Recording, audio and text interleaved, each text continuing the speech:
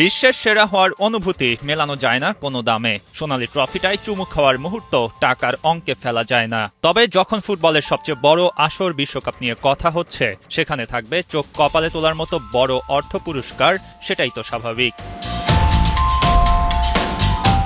এবারের বিশ্বকাপে ইতিহাস সর্বোচ্চ অঙ্কের প্রাইজ মানি ঘোষণা করা হয়েছিল। ফাইনালের আগেই সেসব নিয়ে কয়েক দফা আলোচনা হয়ে গেছে। বিশ্বকাপের দলগুলোর জন্য মোট প্রাইজ মানি রাখা হয়েছিল ৮৭ কোটি ১০ লাখ ডলার, বাংলাদেশি মুদ্রায় যা প্রায় ১০,৭২৪ কোটি টাকা। গত আসরের তুলনায় প্রায় ৫০% বেশি এবারের প্রাইজ মানির অঙ্ক। সেখানে আর্থিকভাবে সবচেয়ে লাভবান দল চ্যাম্পিয়ন স্পেন। তারা পাবে মোট ৫ কোটি ডলার, বাংলাদেশি মুদ্রায় যা ৬১৫ কোটি টাকা।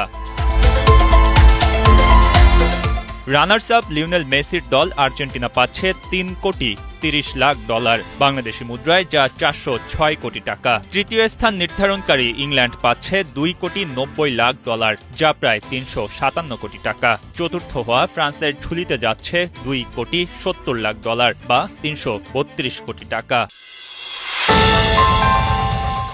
সেমিফাইনালের হিসাবটা বাদ দিয়ে এবার কোয়ার্টার ফাইনালের খেলা দলগুলোর হিসাবটা দেখুন। সেরা ৮ থেকে বাদ পড়া ৪ দল পাচ্ছে ১ কোটি ৯০ লাখ ডলার বা ২৩৩ কোটি টাকা।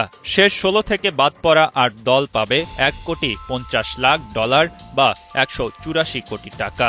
রাউন্ড অফ ৩২ থেকে বাদ পড়া ১৬টি দল পাচ্ছে ১ কোটি ১০ লাখ ডলার বা ১৩৫ কোটি টাকা।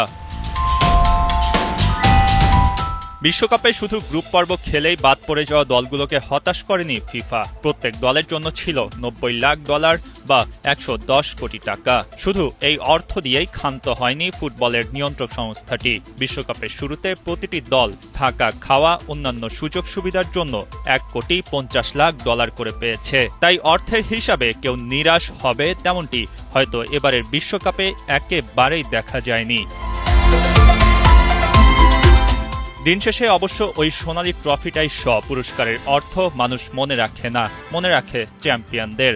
সেই চ্যাম্পিয়ন টিমের খাতায় নাম তুলল স্পেন দ্বিতীয়বারের মতো।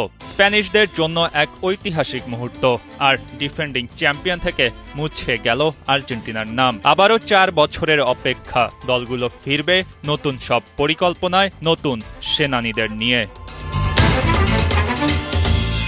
মঈন হাসান, ৭১।